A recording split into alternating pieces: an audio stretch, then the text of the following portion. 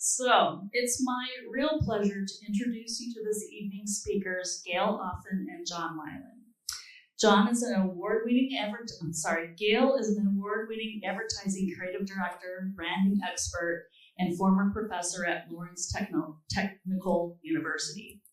She's co-authored several Michigan-themed books with Jon, such as Grand River Avenue from Detroit to Lake Michigan in 2014, Iconic Restaurants of Ann Arbor in 2016, and Michigan Haunts Public Places Eerie Spaces 2019.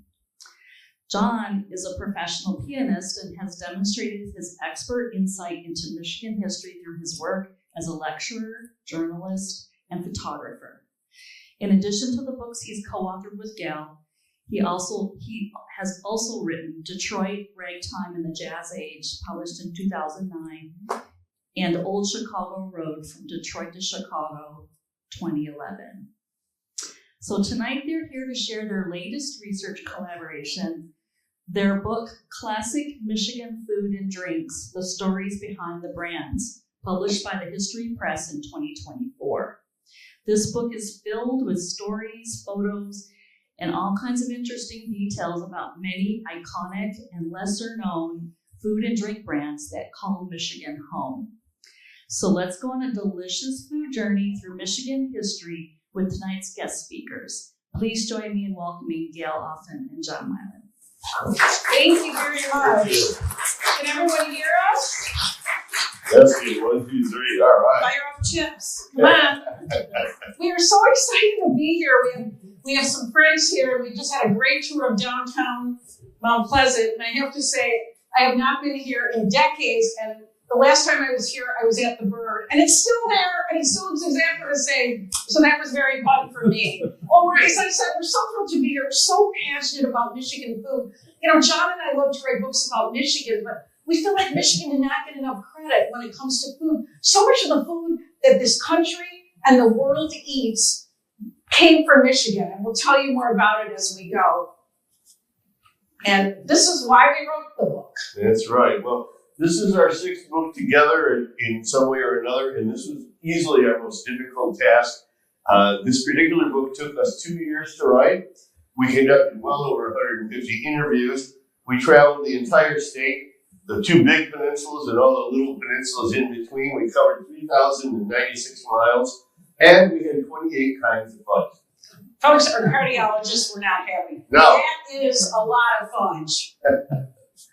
We also had to establish some criteria. What goes in the book, what doesn't go in the book. If it's a company that's defunct, it's not in there. If it's a brand new company, no. Each product should be at least 20 years old, give or take. It should be a product that's available at an established retail point. Can't be at Aunt Edna's house. It must be available by phone or online, and it ought to be shipped at least throughout the state and perhaps throughout the country or the world. Okay, that said, we overwrote the book so much we had to cut a third out of it. We couldn't stop writing it. So we have a third into volume 2. There you go. And we're going to start with a company that we hadn't heard of before we started writing the book. And that's what was so fun, was finding out about companies that are all around us that we knew nothing about. And we're going to start with coffee, even though it's a little late for coffee. Here are some of the coffee companies you might know. I love the logo for Cadillac Coffee that's no longer in Michigan. You've heard of Paramount, of course, from Lansing. But we want to talk about a company we know nothing about called Ritz Coffee Company. Here it is. It's been in Highland Park, Michigan since 1914. And you have had their coffee, and I'll tell you where you probably had it in a minute. It's owned by the Ritz family. It's 3rd generation. Here's Nick Ritz with a bag of coffee when he was about 4. He looks a little different now. Here he is second from the right with his brother and his sister. It's a family-run company. Their grandfather came over from Greece and started roasting coffee. And this is, as I said, this building. What's interesting about this building is that the railroad built it for them. Why? Well, a railroad car would come up with coffee beans inside, and there was a tube inside the railroad car that went straight into the building, and the beans would come through these tubes. You can see these tubes. It would go right into the building from the railroad car, and it's really fascinating. And it's such an interesting company because they roast, bag, and ship out coffee the day it's roasted because they don't have storage space. You know, the coffee's always fresh. And look at this machine they used to roast the coffee. This machine they used to roast the coffee. It looks like something out of the 50s, and they roast all their blends in there. This allows them to mix the beans too. But they do something every day, a fascinating ritual that Jon's going to tell you about. Every day since 1914, the gentlemen that are in charge, they do the same thing. They grab their favorite spoon, and you can see that their grandfather and father did the same table. Look at this table. Rotating. It's Lazy Susan. Lazy Susan table. It's 100 years old. They have definitely a 100-year-old coffee maker. And they brew up all of the blends of that day. And then they take their spoon, and one by one, they put a spoonful of each blend in their mouth. And from that, it's like wine tasting. They can discern the flavor. They can determine the acidity, the finish, of course, which is very important. And then they don't swallow it. They actually spit it into the spittoon and they rotate it around. But if it doesn't seem right to them, they will shove that cup forward and it will probably be rejected. And they do it all in silence. It was fascinating. Jon and I sit and watch them. It's silence, and then you hear them going, and then you hear them going, and they spit it out into the spittoon. More spitting than you see at a baseball game. Yeah. However, as I said, you have probably had their coffee because they've been roasting coffee for Big Boy for over 60 years. And if you were in the military, they roasted 75% of the coffee in the military. So they mainly roast for restaurants, but the Big Boy connection is a fun one. now we wanted to focus on 3 of the companies that Michigan produced that changed the way that the world eats. Okay? And these are what we call the game changers. We call these Michigan's other big 3. Of course, they're Kellogg's, Post, and Gerber. How many knew Gerber was from Michigan? Yeah, not many people realize that. I'm going to start talking about Gerber here because it's a fascinating story.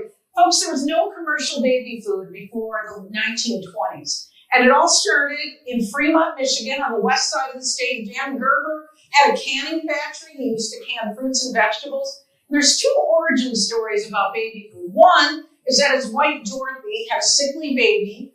And the pediatrician said, serve your baby strained foods. So one story is she asked her husband, Dan, will you strain some fruits and vegetables in your factory? And he did, served them to the baby. Baby got better.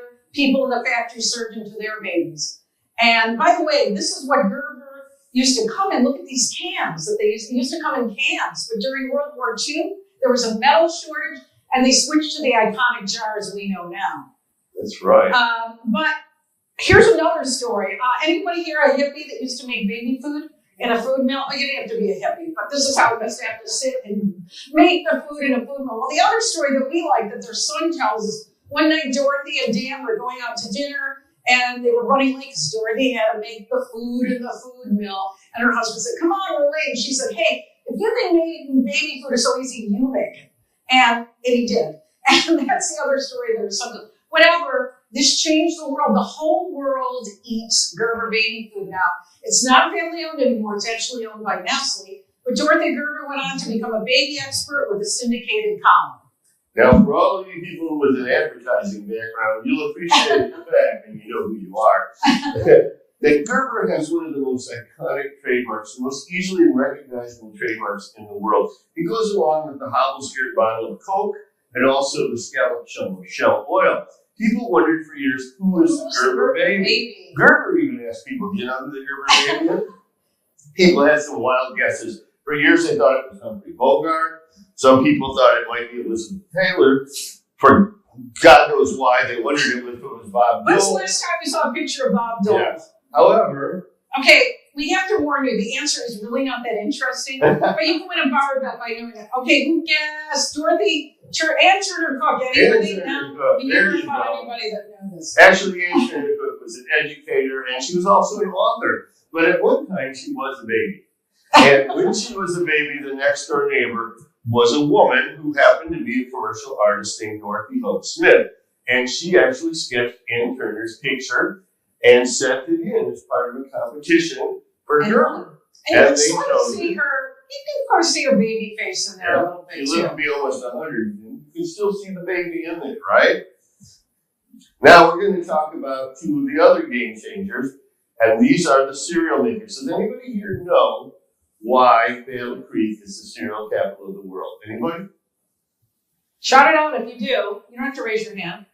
Is that where Dr. Kellogg was from? Yeah, that was It is? Yep. But why there? It was A sanitarium. Sanitarium. That's part of it too. Sanitarium? Okay. The reason is And he made food, cereal. Okay. The reason there's a sanitarium and the reason is because of a church. It's because of the Seventh-day Adventist Church, which was actually founded in Battle Creek in 1863. and it's still the world headquarters for this church. That's right. And one of the most important tenets of the church was that you would follow a vegetarian, plant-based diet. And another important part of life was physical education and staying fit.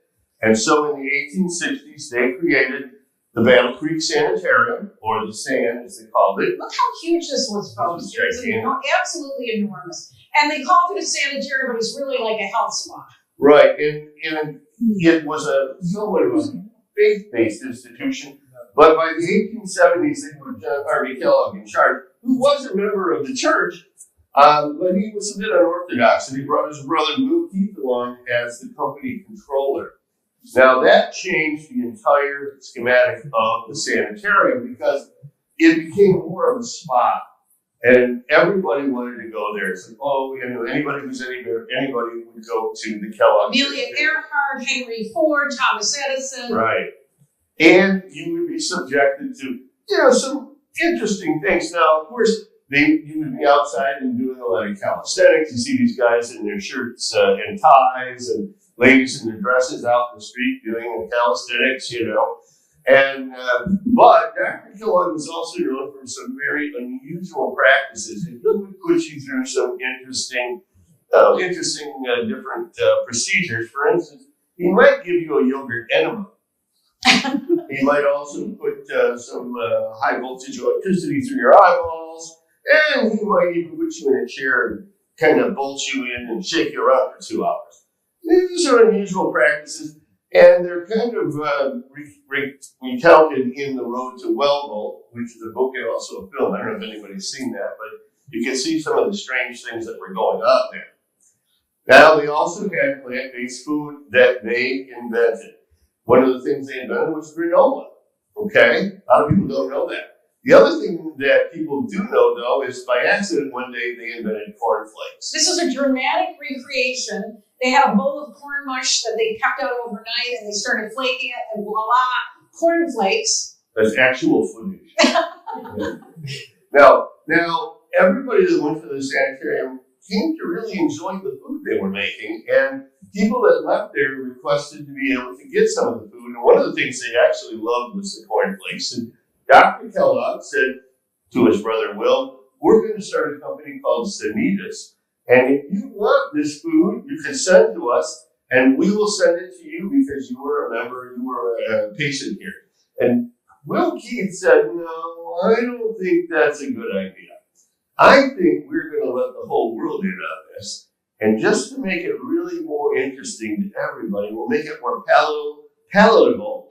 And we'll add," and here's the no-no, folks, "we'll add some sugar." All right? And Dr. Kellogg was not on board with this, but Will Keith went ahead. He opened this factory called Kellogg's Toasted Cornflake Company. Those two brothers never spoke to each other again, and there were a lot of lawsuits. But And that's why we have Fruit Loops, folks. That's You right. have Will Kellogg to thank for that. And of Will course, they Kellogg. went on. Now here's their rival, Charles William C.W. Post. Charles, there he is over there. And Charles Post was a very sickly man. He was an inventor. He invented something called scientific suspenders. We have not been able to find those. I'd like to know what makes them so scientific.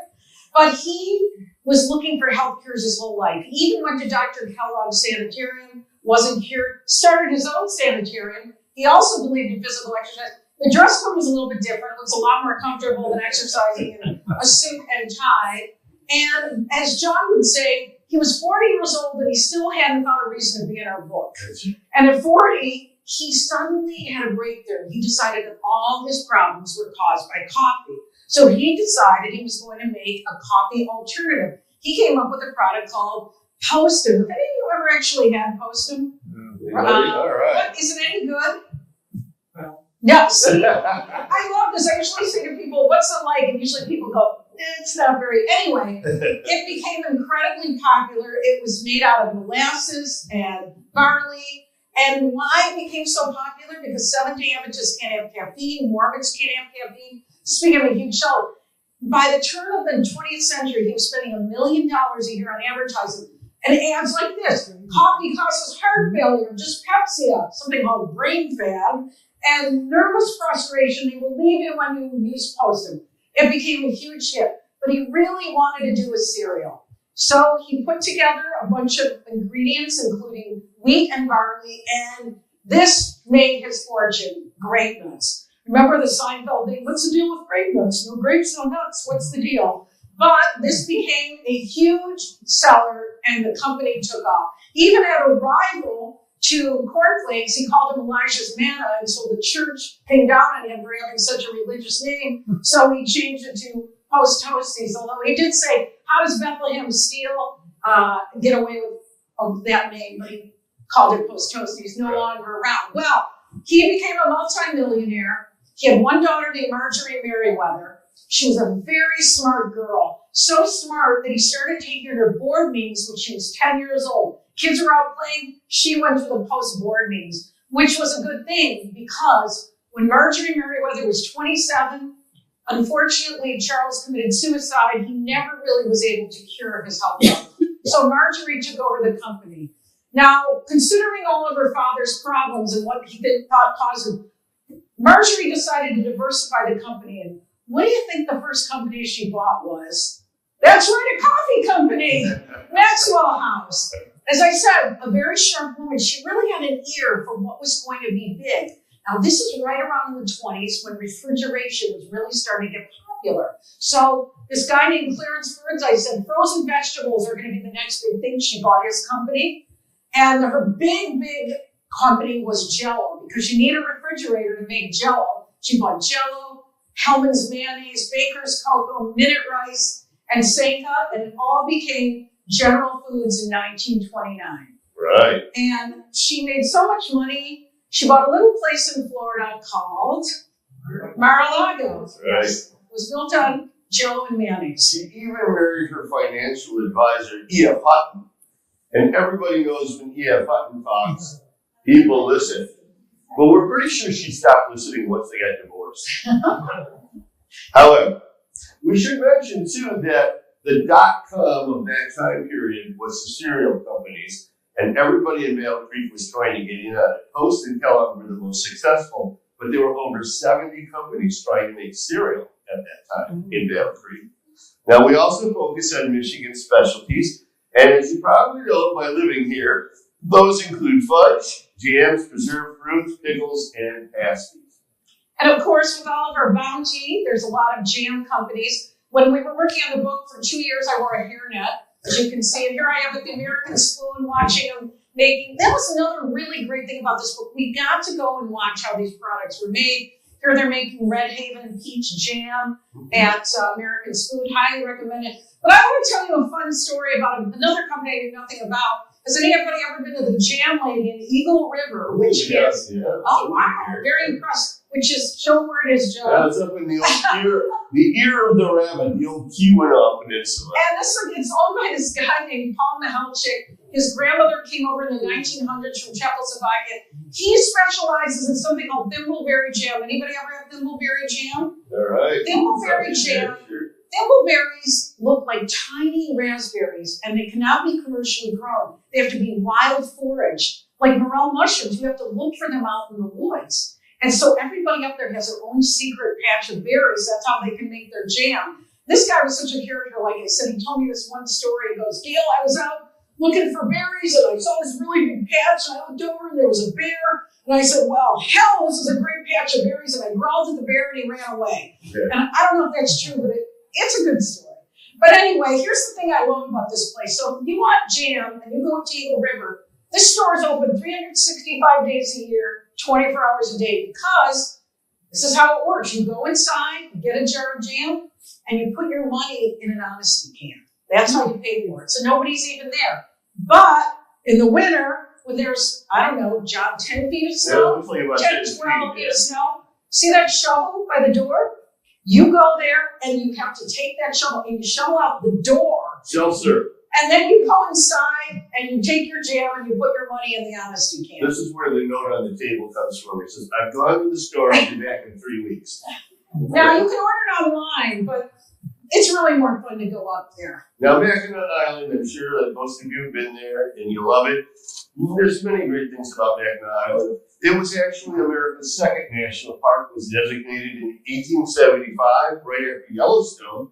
But the government decided it was too expensive to maintain, so they unceremoniously gave it back to Michigan, where it became Michigan's first state park. But it is, without any debate, the fudge capital of the world. And if you go there, there are 13 fudge stores on the island, including the oldest fudge maker in the world Maze, and the oldest fudge maker on the island. which is Murdoch's. But We when explained we how say that happened. Murdoch's, Right. listen up, this is important. If you go online right now and you say Murdoch's Fudge, Michigan, you're going to see more than 11 companies come up. And here's the secret. They are not at all the same companies. They're totally separate. Only 3 of them are related to the original founders, and they don't, any of them like each other. You can't get the same products at each of these places, except they happen to be fudge, right? John and I did a book signing at our favorite. This is Doug Murdoch's up in Acme near Traverse City. Right. And you know it's got to be one of the better ones, because there's a big box of fudge on the road. Okay? Although I have to say, today they have Aaron Murdoch's fudge, and he's one of the originals too. He is one of the originals. Now, we also learned about the Fudge King of Mackinac Island. And the Fudge King of Mackinac Island, his name is Harry Riva. He actually started making fudge in Detroit in 1936, but he learned from one of the original Murdochs.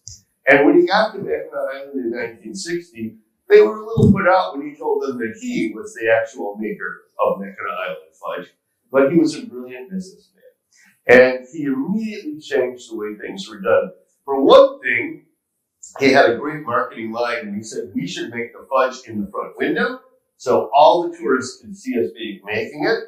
And we're going to blow that beautiful sweet aroma out into the streets so they can come in and get it, right? Now they all make fudge in the window. And he was the first guy to use the term fudgies, but he meant it as an offensive term because he owned hotels on the island, and he got offended if people just bought fudge and left the island. So he'd say, oh, there goes a fudgy. Now it's kind of an affectionate term. Well, we are the pickle capital of the country. Why, John? Because we grow almost all of the cucumbers used for pickling, right? In fact, we have the oldest and largest pickle processing plant in the world in Holland, Michigan, and it's owned by the Heinz Pickle Company. So here's a few favorites. There's Safey's and there's McClure's. And a lot of people don't realize that Vlasic Pickles, which was founded in Imlay City in 1942, is one of the most popular and big pickle companies. It was founded by a couple of brothers who came from Bosnia Herzegovina. Yeah, from there. And they actually started out as a dairy, and they imported pickles from Poland. Then during World War II, they couldn't get any pickles, so they made up fake labels in Polish and stopped making dairy products and started making pickles. And I used to work for an ad agency, and way before my time, they'd come to the plastic store. He'd be like Groucho Marx. This is the best tasting pickle I ever made. And I think they still use that as well. Now, here we are with pasties, a very Michigan thing. Pasties were brought to the Upper Peninsula by miners from Europe. Why? This was something they could eat down in the mines. It was a one-handed meal. They could take it down to the mines. And then, also, we heard that they used to heat the pasty up by holding it on a shovel over a flame. So they were able to have a nice warm meal down in the mines. Well, for those that don't know, a pasty is pastry with meat and potatoes and rutabaga. Thank you. Gotta have rutabagas. One of our favorites is Lado's. This is up in St. Ignace. They have 2 places up there. I was just up there this summer. They've been around since 1947. And here's how they used to sell their pasties. Check this photo out. This is before the Mackinac Bridge was built in 57, so the cars are getting on the ferry to go to Mackinac Island. And Johnny and Cass Lado, this is brilliant. They make a bunch of hot pasties, and then they put them in a basket and walk up and down between these rows of cars and lean in the window and go, hey, you want to buy a hot pasty? And by the way, up in the Upper Peninsula, they frown on you for ordering gravy. They'll sell you gravy, but then they make a face. Why? They call it troll sauce, because trolls are people that live below the bridge. Yeah. They eat it theirs with ketchup. But go ahead, they'll sell you gravy. But this is one of our other favorite Michigan stories. The best way to eat a pasty, and someone out there tell me if you've done this, is wrapping it up in heavy-duty foil and putting it next to your engine block. And then you go for a drive, you got a nice hot pasty. Anybody? You met a guy from Hancock who, oh, did you? Really? And how is it? Tell the world. All right. I actually bought an old book from the 70s online, how you could cook a whole meal in your car, and it's called Manifold Destiny. I swear to you. Thank you for telling us that, though, sir. We have a lot of great dairy companies in Michigan. We did not go through all of them because they tend to be very regional. But some of them are actually pretty spread out. And there's a few of them that are pretty famous. And those from the Detroit area, remember Twin Pines was a big one. Milky's Party Time. But one that you probably all will know would be Guernsey, which is in Novi, Michigan, because you have their ice cream up here. Actually, all their milk comes from the west side of the state, Wayland, Michigan. It's a woman-owned farm. The founder, John McGuire, had 14 kids. Mm-hmm. And he also lived to be 103. And folks, this is very important. He ate ice cream every day. He lived to be 103. But he had 14 kids, so he was doing something else besides eating ice cream, I guess. But he now is a family-run business. If you get in the Novi area, you can go. But they have very special ice cream. And one of their best-selling ice creams is butter pecan. We found out someone from Arizona pays $200 every few months to get this air shipped to Arizona. I guess they must not have good ice cream in Arizona. And their best-selling product is their buttermilk. And if you like Jet's Ranch, it uses Guernsey buttermilk. We couldn't put it in the book, but we can tell you that secret. Well, I come by dairy naturally. Dairy is literally in my brains because my grandfather was a milkman. This is my grandfather, Jack Lesser, who was a milkman in Detroit. This is an actual postcard of my grandfather and his wagon, his delivery wagon. He worked for something called the Detroit Creamery Company. He had horses. And did you know the horses, they knew the route. He didn't have to say a word to them. The horses would just know because they did it every day. He never had to say a word to them. And then later on, Grandpa got a truck and he worked for Seal Test. Remember the brand Seal Test? That was a popular brand. And here he is very proudly holding on to his truck. And he worked very hard and very proud of him. And we sort of had a little family joke that my mother looked like the milkman because her father was the milkman. So it's a joke on a joke, but it's a little family joke. Now we have a lot of great big delights that come from Michigan. A lot of them you probably know. Some of them you may not. I mean, how many archway cookies come from Michigan? Anyone? Grand Rapids area. Yeah. And of course, we love the windmill, the steamster cookies. Absolutely love it. Those from Detroit area will remember always. Okay, now let's set here. We thought, we're talking about what Michigan invented, okay? We talked about Michigan invented baby food. Michigan invented ready-to-eat cereal. Now we're going to totally blow your mind by telling you something else that Michigan invented. I hope you're ready. Usually we do a drum roll. We have a drum roll here. What else did Michigan invent? It also invented, that's right, frozen garlic bread. Frozen garlic bread. That's Anybody right. else say? Yeah, applause. I love applause for garlic bread. You can be proud, Michigan. This is Wes Devon. Wes Devon was a salesman for Kohl's Baking Company in Muskegon. And Mr. Cole would send Wes out. And what he would do is he'd go to grocery stores around the area and get them to sell their baked goods. Well, as you may or may not know, by the early 60s, the grocery stores were making their own baked goods, so business kind of dried up for them. Wes had a brainchild. He said, I think what we should do is we should get an unbaked or a pre-baked loaf of garlic bread, loaf of bread, put the garlic and the butter inside and flash freeze it so that people would be able to make fresh garlic bread for their meal whenever they get home. Now, what happened is it turned out to be a great idea. And they actually had sole property of the market share for almost 30 years. Okay? And unfortunately, we just heard a few weeks ago that they closed the plant in Muskegon. They sold it to a corporation which closed the plant in Muskegon. So unfortunately, It's not made in Michigan anymore, but we're just so proud. We're just so proud of Cole's garlic. But it came from here, David. Anybody ever have Trinary toast? This is from the UP as well. A very, very dry cookie. It's called a rusk. How dry is it, Gail? It's so dry, it's a 365-day shelf life. It's a great cookie to dip in coffee. Babies use it for teething. But we always like to show in the show, this is another very Michigan thing.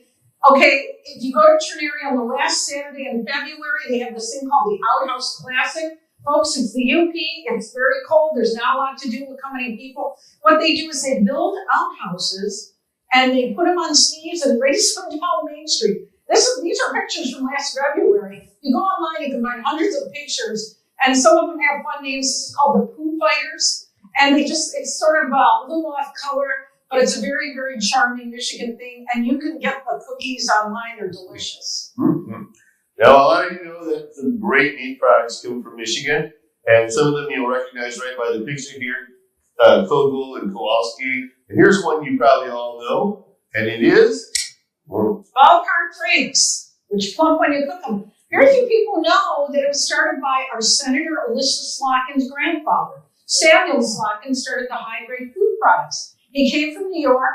Jim Campbell of the Tigers gave him a contract to make hot dogs in Tiger Stadium. He said they have to be able to hold up to 9 innings of baseball and not shrivel.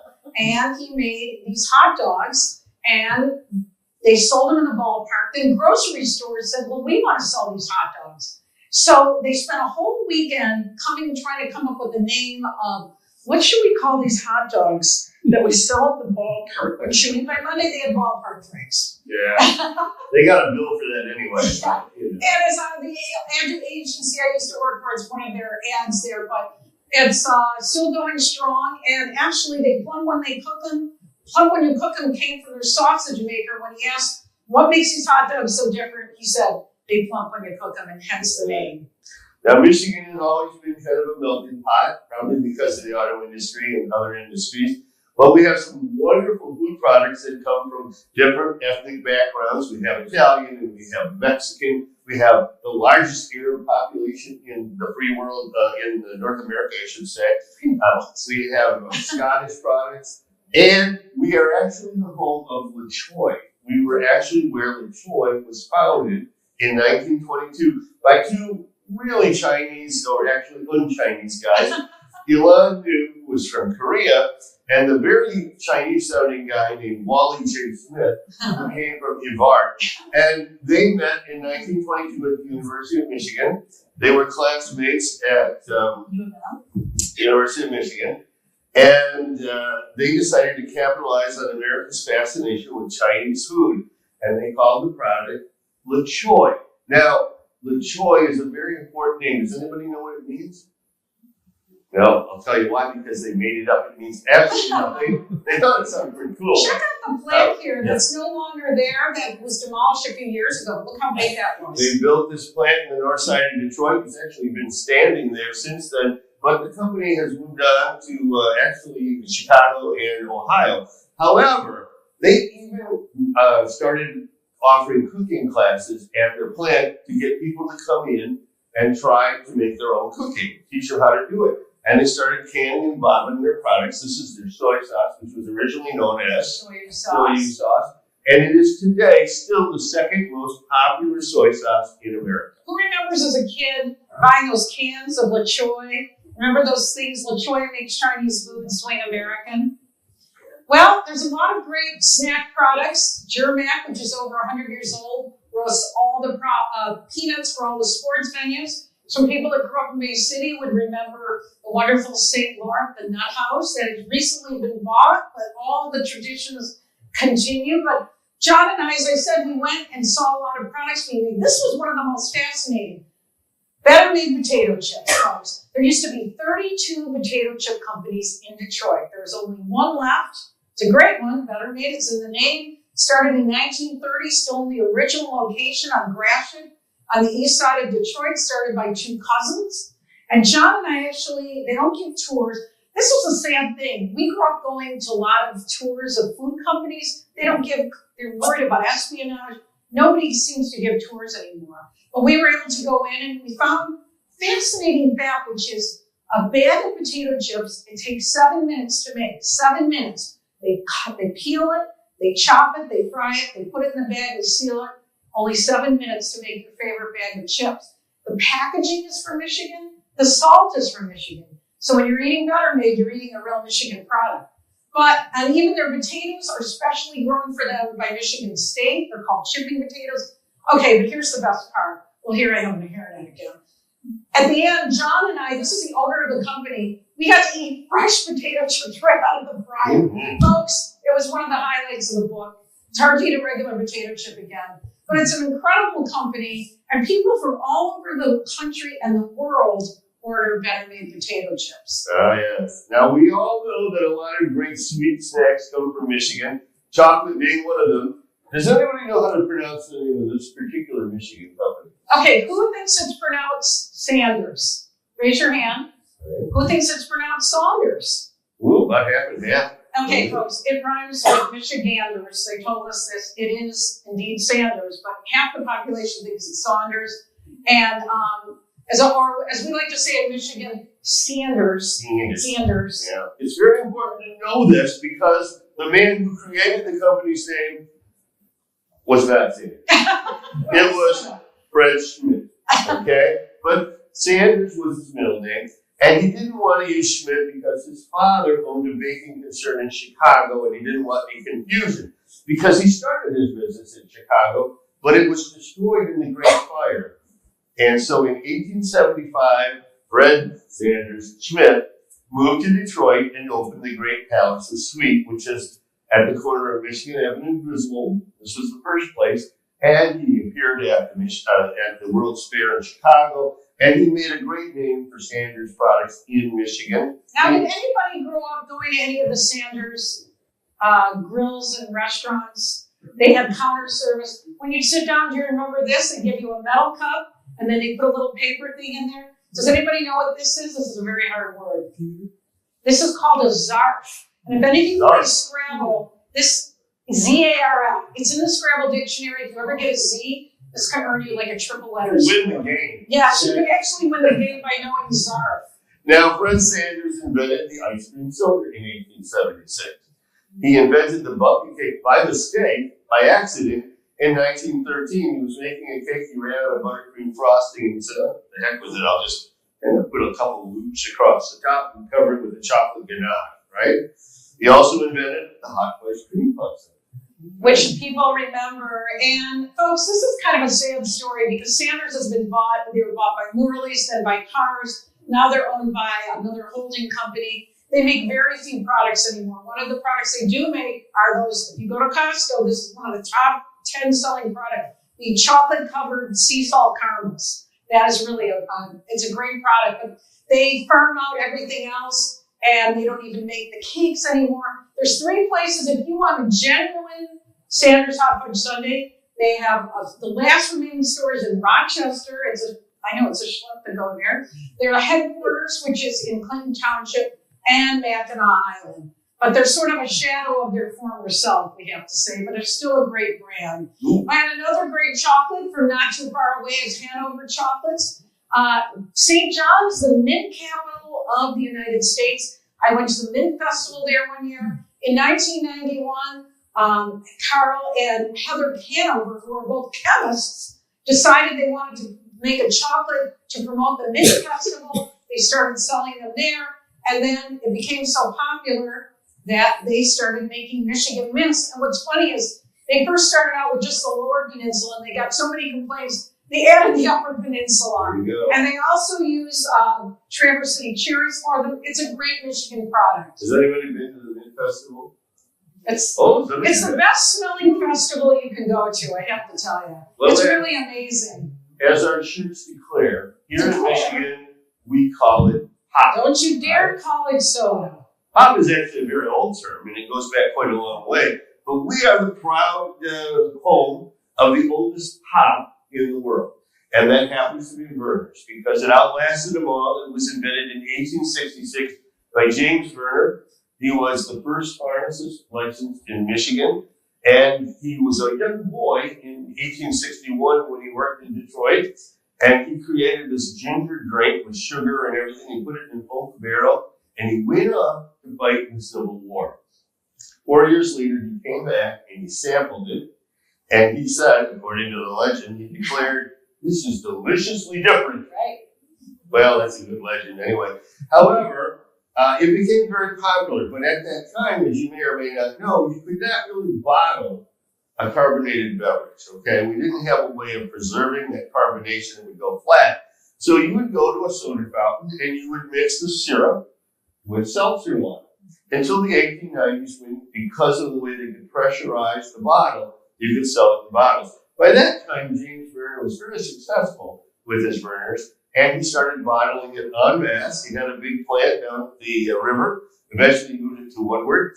But if you go to the Warby Parker on Woodward at the corner of Clifford, where the pharmacy originally was, while you're buying your eyeglasses, they'll give you a free Vernors. You only have to spend $600 on glasses, but you get a free Vernors. There you go. Now, another old favorite, a very original Detroit product, is Faygo. Faygo. Faygo. It was created by the Fagenson brothers, who came from Russia by way of Ohio. Perry and Ben, there they are. And when they came to Michigan, they had a background in baking, and they also had a background in seltzer water. And their baking concern failed, so they tried their hand at seltzer water, but they took the flavors from the icing. So the very first flavors Right. were grape and fruit punch and strawberry, which became Red Pop. These are the first fruit-flavored sodas in the world, right? But the company name was shortened to Faygo, because Fagenson was a little hard to say, Oh, yeah. in Didn't 1921. roll off the tongue, right? Exactly. But they had some great advertising campaigns. And also Rock and Rye, very famous. Does anybody know what the flavor of Rock and Rye is? Yeah. Yes. It is. Very good. Very good. It's It red is. cream soda. It was named after a drink in Prohibition, a rock. The rock was ice and rye was rye whiskey. And you know what? Their sales went up during Prohibition because people needed something to drink. Right. And of course, there's some very famous advertising from that. People remember Which Way Did He Go? Which Way Did He Go? He went for Faygo. And who remembers the boat song, the Faygo? Remember when you were a kid? And that was another famous one, which everybody thinks was filmed on the Babel boat, but was actually filmed in Mexico. Dirty secret. And of course, John, who loves Faygo? That's right, the Insane Clowns. They've made Faygo famous around the world. But here's one of my favorite stories in the whole book. Well, have you seen these trucks, Leonard Syrups, and you wonder, are they going to a pancake breakfast? But John has already told you that syrup is what pop is. And folks, you have all had Leonard Syrups, because Leonard Syrups is the #1 supplier of pop syrups to bars and restaurants in Michigan. When you see those trucks, they're bringing in the pop syrup and the carbonated water to mix together and make a fountain drink. So if you don't order, say, a Coke or a Pepsi, maybe you order a grape or an orange, they make the syrup. They're the only company left in America that makes their own pop syrup. Ginger from Kalamazoo, they make their own pop syrup. It's a family-run company. They're in Detroit. They've been around since 1964. But there are fans of the brand, and very surprising because they told us, and this is true, apparently at the Detroit Zoo, the chimps will only drink Leonard's grape juice. And apparently they tried some other brand, and the chimps threw the cups against the bars of the cage, and they switched back to Leonard's. The chimps were happy. So Yeah. if it's good enough for the chimps, it's good enough. Don't mess with those guys. Yeah. Now, we succinctly labeled one of the last chapters, sugar spice mixes, seasonings, condiments, and spreads, right? And we had to talk about an important game changer. It happens to be Jiffy Mix, which was the first commercially pre-mixed baking product to the whole world. It was created by Mabel White Holmes in 1928. And she did it because one of the neighbor boys had a father who was a widower and he couldn't bake or cook anything. So she actually made a little product for him. She mixed everything together and gave him a little package and said, here you go. Have your dad add milk and bake this, and you have these perfect biscuits. Well, everybody in the town of Chelsea really kind of took a shine to it. And it just so happened the Holmes family owned the Chelsea Milling Company. So instead of just milling, they decided they were going to make Jiffy. And by 1930, they had become a major manufacturer. And that company's still in business today. It's 95 years old and still in the family. You know, this is a fascinating company, folks. Very few people realize it's in Chelsea. It's a family-run company. Every day, and here's the CEO, he used to be an IndyCar driver, Howdy Holmes. Every day they get calls from like Nestle and General Mills and all these companies that want to buy them up. They want to stay a family-run company. It's really fascinating. And also, Jiffy corn muffin mix. I'm sure many of you have it in your cupboard.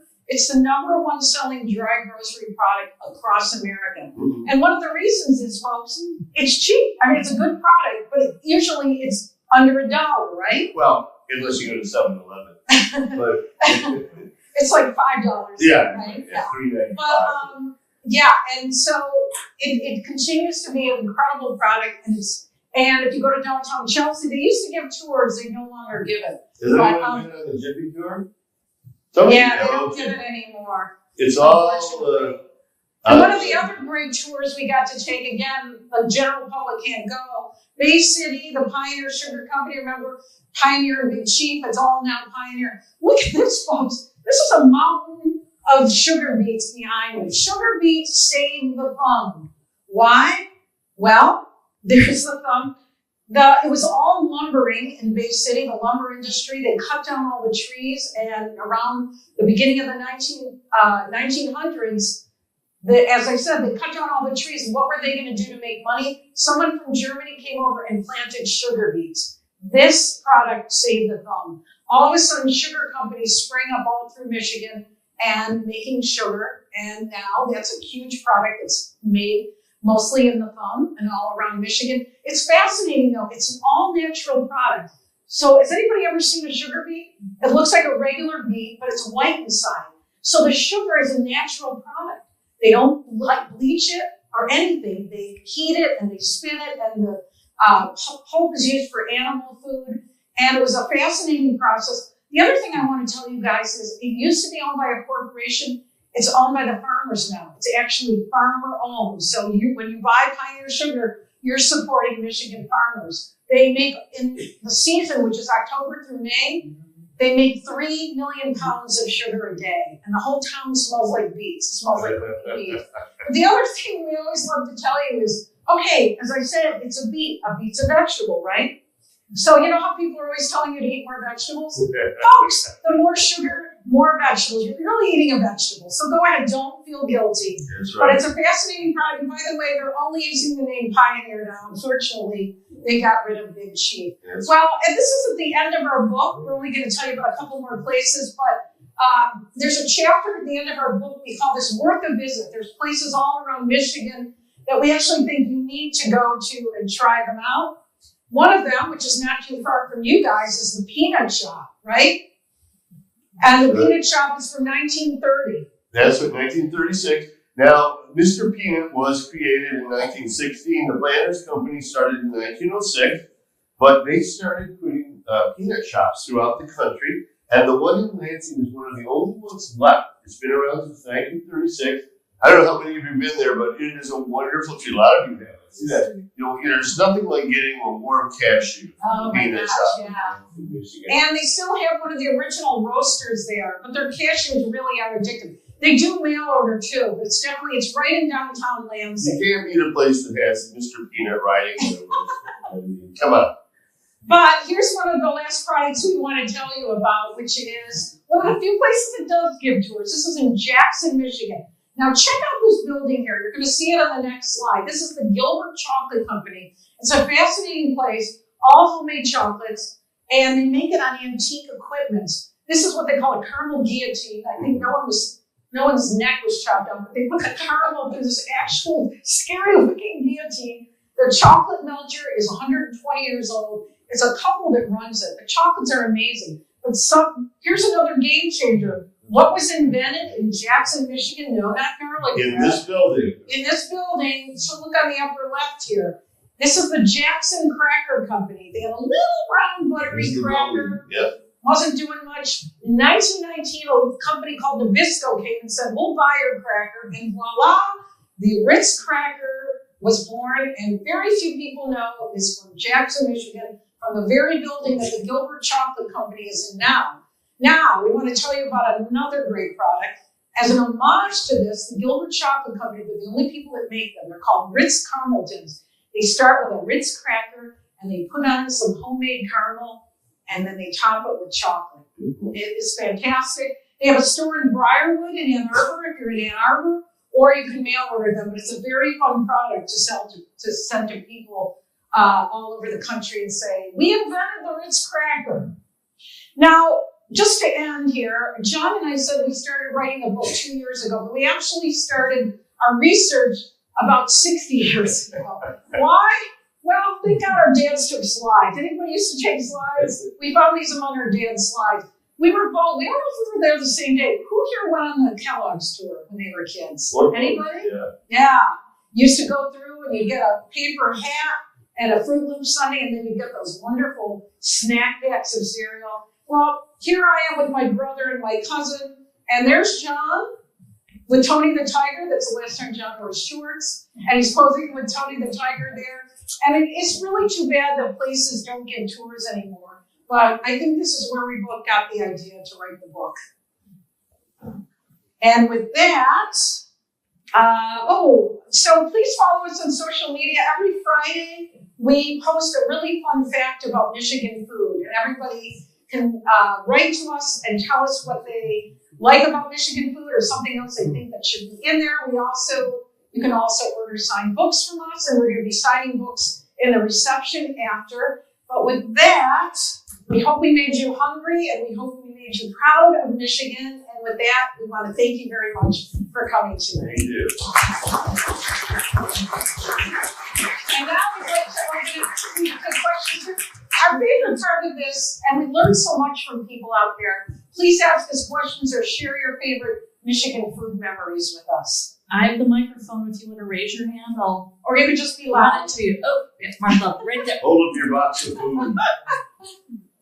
As We I'm, have learned a lot from our audiences, I'll tell you. Oh, yeah. as I'm running to Martha, let me just say that when I was a small child, my Guernsey Milk Company used to deliver to our house in rural Hemlock. Oh my gosh. Wow. Okay, who grew up with a milk chute?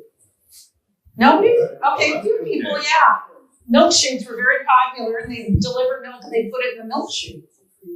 Is that just a mission? Mrs. Holmes lived next door to me when I began teaching, Oh, wow. and she was testing the Jiffy cakes in her kitchen. Oh, Wow. Every now and then, one of her kids would come to my door. Miss Smith, would you like a cake? Oh my gosh, that's the best kind of neighbor. Sometimes it was frosted, sometimes it wasn't, but it was always good. Wow. What was your favorite cake? Well, the very favorite is spice, but they don't make it anymore. Oh, wow. They have limited shelf space in grocery stores, Right. so they put the ones that sell the best. It seems like they don't sell as much cake mixes as they used to. So what was she like as a person, though? Was she a nice person? Oh, she was lovely. Huh. The children now, I think I don't know whether that's Howie. That's Howdy. yeah. And Howdy's son is the president now. That's And what Howdy she said. runs it still. We spent the day with him. Yeah. Howie was next door. Oh, wow. That's so great. So you grew up in Chelsea. I didn't grow up there. Oh, okay. You lived there, though. Yeah. My first year of teaching was there. Oh, isn't that something? Boy, people Wow. have annoying neighbors. You had a That's neighbor who made for terrific. you. It doesn't get much better than that. Absolutely. Yeah. I just wondered if Stroh's was part of your consideration at all when you went through this. We should tell you that there's no alcoholic beverages in our book. And the reason is beers are covered in another history book, an Arcadia book for Michigan. And then there's another book on wines and another book on hard liquor. But Stroh's did come up with ice cream that is still around. It's no longer made here. But they came up with that because during Prohibition, they had to come up with something else to make, We right? actually started out putting beer in the book, but there were so many beer and wine companies, we realized it would take up too much of a book. As Jon said, a friend of ours, Patty Smith, recently wrote a book about beer in Michigan. It's very good if you're interested. And Stroh's is in there. So I actually asked about that because my grandfather was a police officer in Detroit, but he became a security guard at Stroh's, and every time we went, we would have Vernors floats with Stroh's ice cream. Oh, Wow. that's great. Very iconic. That's So, amazing. anyway, And a friend of ours' father worked at Stroh's, and she said that imagine a lawsuit with this today. After work, the guys that worked at Stroh's were allowed to go in like a lounge there and drink as much Stroh's as they wanted. That's not a liability or anything, but That's that like was Cheers or something. yeah, that was apparently the thing to do. So I bet your dad had a few Stroh's when he was on duty, right? They're making it again, by the way. Have you seen it in the original bottle? So it's pretty cool that they're doing that again. Thank you for telling us that. Yeah, that's a great memory. Is he still with us, your father? This was my grandfather. Oh, grandfather, okay. He's not. Other Yeah, questions? We were happy to answer anything or hear some of your favorite food memories. I have a question. Yeah. Was most of your research process talking to people, or did you actually go and look at archives, business records, that kind of All thing? of it, yeah. All of it, yeah. And that's important because sometimes these companies were not, the people you're talking to may not have been part of the beginning of the company. As Gail said, for instance, Gerber is owned by Nestle, and Nestle is in Switzerland. And however, they did have an American affiliate that dealt with us. Kellogg is a major corporation now. Post, of course, is General Foods. So you had to deal with people that might not know the inside details of the origins of the company. So you had to go through archives and historical records. And there was only one company that didn't want to be in the book. Oh yeah, no names mentioned. Hudsonville ice cream. You guys, we can't figure that out. Like, this book is basically advertising, like it's promoting your brand, it's only positive things. They were so mean to us. They go, we don't want to be in your book. We're like, okay. So we never buy Hudsonville ice cream. They spurned us. It's a deal. You're not in the book. But you know, some of the brands, it's not around here. Has anybody heard of Worries? It was a huge baking company. Oh, When yeah. we started the book, it was the first interview we did. 2.5 years later, they were out of business. Yeah. Don't blame us, but that's a company that's been around since 1910. So that was a very old, famous Michigan company. But yeah, there was a lot of phone calls, a lot of going to places. Some people would talk to us, some people wouldn't. That's why it took so long to write, was to get all these brands to talk to us. We had a great time though. We went up north over the summer, and some of the places featured in the book would host us, and we would do a signing and We got a lot of free food.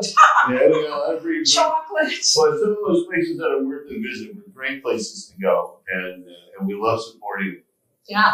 anybody else. Yes, sir. I had another question. Well, you mentioned milk shoots. I was curious. Is that a Northern or Michigan? I grew up with them, but I don't think I've seen it anywhere else. You know, it's so true. I talked to somebody the other day about milk shoot. They had no idea what I was talking about. I wonder if did you grow up in Michigan? Yeah, Royal Oak. We Okay. Milk shoots in Royal put Oak. our glass bottles, empties in there. They would take the empties and they'd give us new ones. Oh, okay. We didn't even I have grew to up in talk Southfield and we had milk shoots. In fact, if anybody had a milk shoot, you can remember you would send the littlest, if you ever locked your door accidentally, you'd send the littlest kid through the milk chute to open the door, right? I earned a little money up there. Oh, did you? Okay. Yeah. I'll tell you, Calder is a company in Carlton, which is south of the airport, the Metropolitan Airport in Romulus. And they still deliver. Yeah. And their delivery route is very large. It goes from Monroe up to, I'm going to say, Flint, right? Yeah. Yeah. And so you have to imagine that a lot of people still have milk chutes, but if you don't, they have these kind of insulated canisters they'll put on your porch. They're little boxes, basically, and they'll put the milk in there. So that's kind of a makeshift version of Speaking of milk chutes, my father liked Limburger cheese and my mother would not allow it in the refrigerator. My father would keep it in the milk chute. That was the only place, so it wouldn't stink up the rest of the It was cold in the refrigerator. wintertime. Yeah, in the wintertime, of course, not in the summer. Well, thank you to all of you for coming out tonight. Thank you so listen much. to I this really fantastic appreciate it. presentation. Thank you. I really enjoyed it. Thank you so